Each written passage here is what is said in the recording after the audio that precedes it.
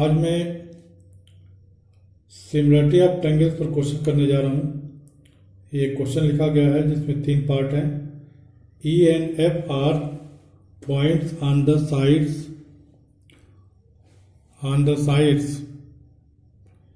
PQ and PR respectively of a triangle PQR. For each of the following cases state whether EF is parallel to QR. तो पहले case में हम तीनों cases में हम figure बनाएंगे। तो पहले हम PQR एक ट्रायंगल बनाते हैं। यह ट्रायंगल है PQR।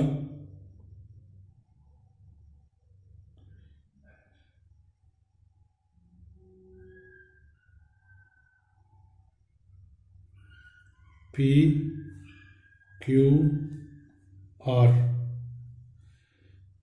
इसमें P का मिड पॉइंट E है, PQ का मिड पॉइंट E है और PR का मिड पॉइंट F है।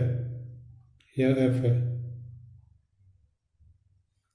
अब इसके बाद इसमें P 3.9 सेंटीमीटर दिया हुआ, P 3.9 सेंटीमीटर। तो P के जगह पर हम लोग 3.9 सेंटीमीटर रखते हैं और उसके बाद EQ 3 सेंटीमीटर। EQ ये 3 सेंटीमीटर है, 3 सेंटीमीटर। और PF 3.6, PF ये 3.6 सेंटीमीटर है और FR 2.4, FR 2.4 सेंटीमीटर है। हम P से E को मिला दें।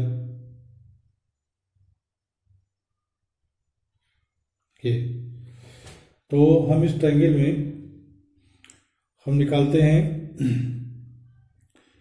PF upon PR, PF upon PR।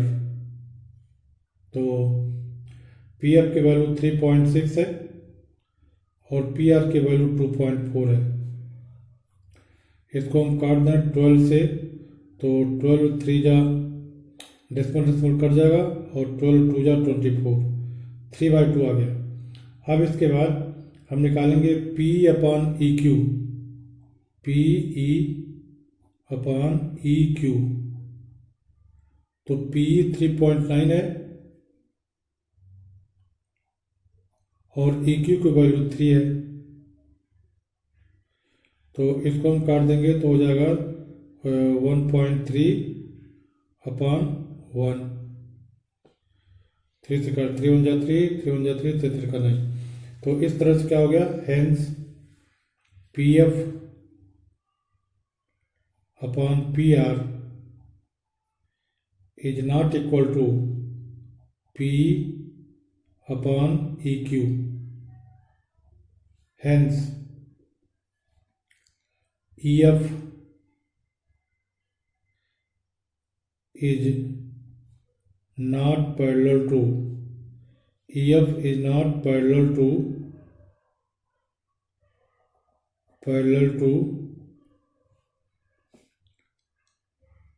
QR। अगर ये दोनों रेशियो इक्वल हो जाते हैं तो EF QR के पैरेलल हो जाता। अब इसके बाद सेकंड पार्ट में भी ऐसे ही फिगर बनाना है। तो ये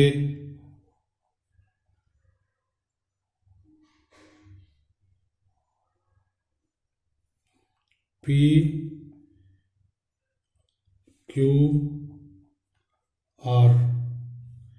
यह E है, इसका मिड पॉइंट और इसका मिड पॉइंट F है। हम E और F को मिला दें। तो सेकंड क्वेश्चन में यह दिया हुआ है कि P equal to 4 centimetre, P 4 centimetre है, P 4 सेंटीमीटर और QE 4.5, यह 4.5 है।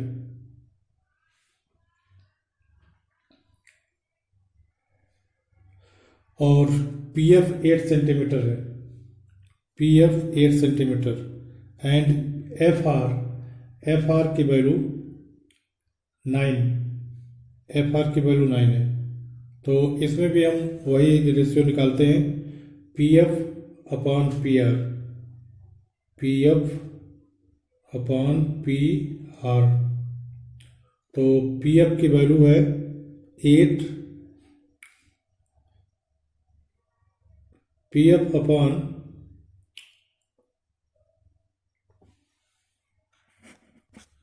सॉरी इस क्वेश्चन में थोड़ा सा लिखने में मिस्टेक हुई है, ये P F upon F R है, क्योंकि एफ आर की वैल्यू 2.5, इसको हम एफ बना देते हैं, P F upon F R. इसी तरह से यहाँ भी पी एफ अपॉन ये F R is not equal to P F upon Q, ये एफ आर है,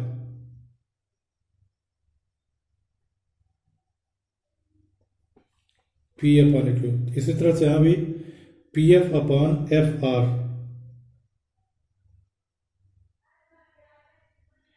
तो पी एफ की वैल्यू 8 है और एफ आर की वैल्यू 9 है, तो 8 अपॉन 9 हो गया। अब इसके बाद हम पी अपॉन ई क्यू निकालेंगे, P E upon E Q. तो पी ई की वैल्यू है 4, पी ई की वैल्यू है 4 और इसकी वैल्यू है 4 पॉइंट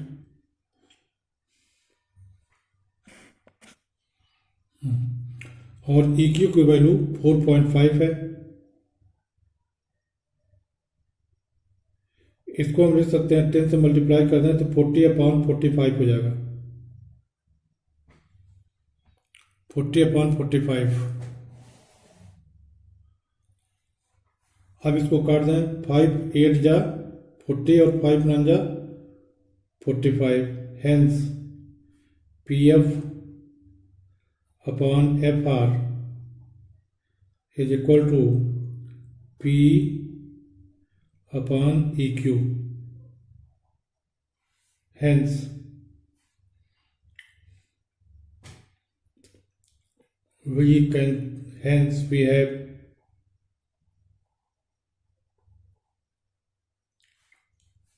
EF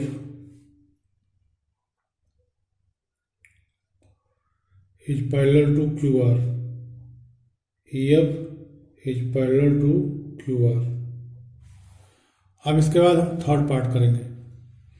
थर्ड पार्ट में भी इसी तरह का रेक्टेंगल बनाएंगे, फिगर ए बनाएंगे, वैल्यू अलग हो जाएगी। यहाँ पर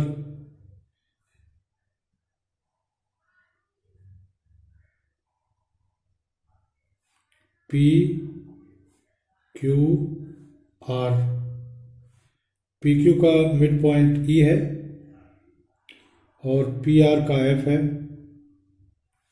एफ और ई को मिला दें। अब इसमें दिया हुआ है कि पी क्यू 1.28, पी क्यू 1.28 दिया हुआ है, पी क्यू या 1.28 है, ये पूरा यहाँ से यहाँ तक, और पी आर 2.56, पी आर ये पूरा 2.56 है।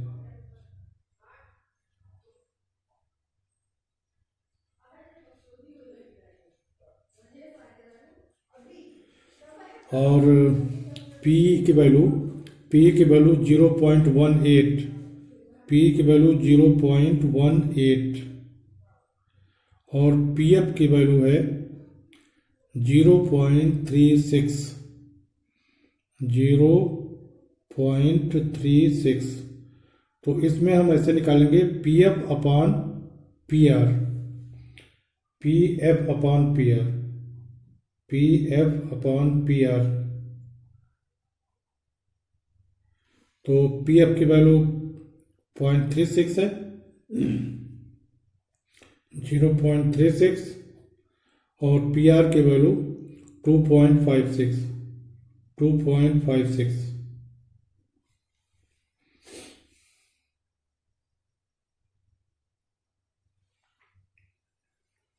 अब इसको हम सिंप्लीफाई कर दें तो 4 9 जा 36 और पॉइंट पॉइंट कैंसिल हो जाएगा क्योंकि सेंस में 4 छक 24 और 4 चौका 16 64, तो हो गया 9/64। अब इसके बाद इसमें हम निकालेंगे PE/PQ, PE/PQ। PE की वैल्यू है 0.18 और PQ की वैल्यू है 1.28। डेसिमल कैंसिल हो जाएगा तो 18/1.128। अब इसको हम 2 से काट दें तो 2 9 जा 18 और 2 6 जा 12, 2 चौका 9/16, ये भी हो गया। तो since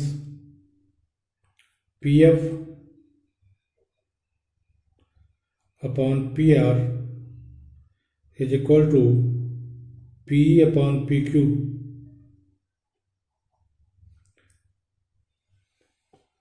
PE/PQ, hence we have, or we can write by Thales theorem, उसी से निकला हुआ, hence we can write EF is parallel to QR. EF is parallel to QR.